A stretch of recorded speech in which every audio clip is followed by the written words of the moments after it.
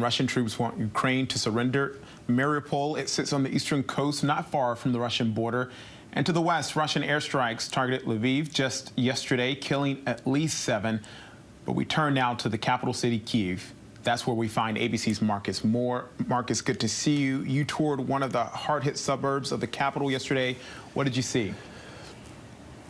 Yeah, Kenneth, those suburbs became part of the front line of this conflict, and we saw the aftermath. We saw street after street where homes and businesses were destroyed, and we're talking about high-rise apartment buildings that had gaping holes in the sides of them, and then homes on the ground that were absolutely destroyed and leveled. Every single building seemingly had some bit of damage to it, and what we saw there on the ground also was the immediate effort to try to clean things up there and allow people, when it is time, to get back home to a relatively safe environment. We saw them trying to restore electricity in the area, and as crews were doing that, there were also members of teams that were out to find and remove mines that were left behind by the Russians. So a lot is happening here in the Kyiv region that, again, was the site of very intense fighting as the Russians tried to advance towards Kyiv. Marcus, I've seen your incredible reporting there in the region, and I know you've met some amazing people, but you also met American firefighters helping search the rubble for survivors? We did, Kenneth. Most of them were from California. They were part of a volunteer organization that was formed online on a Facebook page, and they have traveled here to Ukraine to assist the firefighters here as they respond to the various rocket attacks and try to put out fires and look for either survivors or those who've lost their lives amidst the rubble. And we spoke to one of those firefighters about why he felt so compelled to come here, and here's a bit of what he said. That's what we do as firefighters, is we want to help. And what drove us all to do this is we want not all the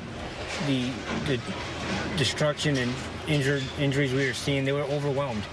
And then we saw our brother firefighters here on TV struggling and doing everything they can with little to no resources and little to no support. When you watch the news all over, they were sending aid for medical, doctors, nurses, medical supplies, but no aid was being sent to the firefighters. And that's how this mission came together, is we wanted to do what we could to help provide aid to them.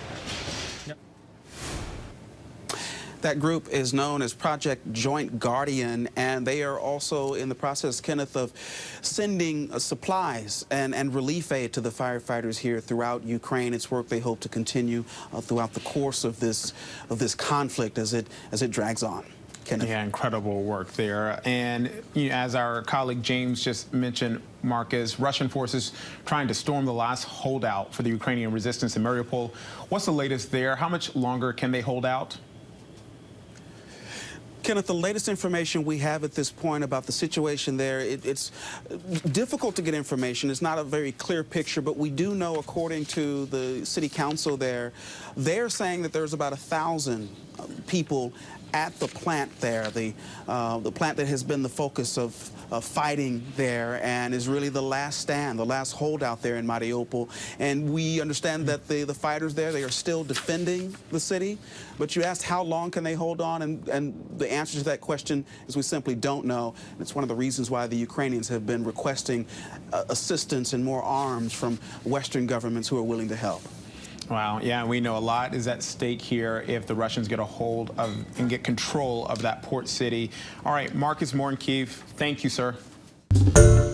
Hi, everyone. George Stephanopoulos here. Thanks for checking out the ABC News YouTube channel. If you'd like to get more videos, show highlights, and watch live event coverage, click on the right over here to subscribe to our channel. And don't forget to download the ABC News app for breaking news alerts. Thanks for watching.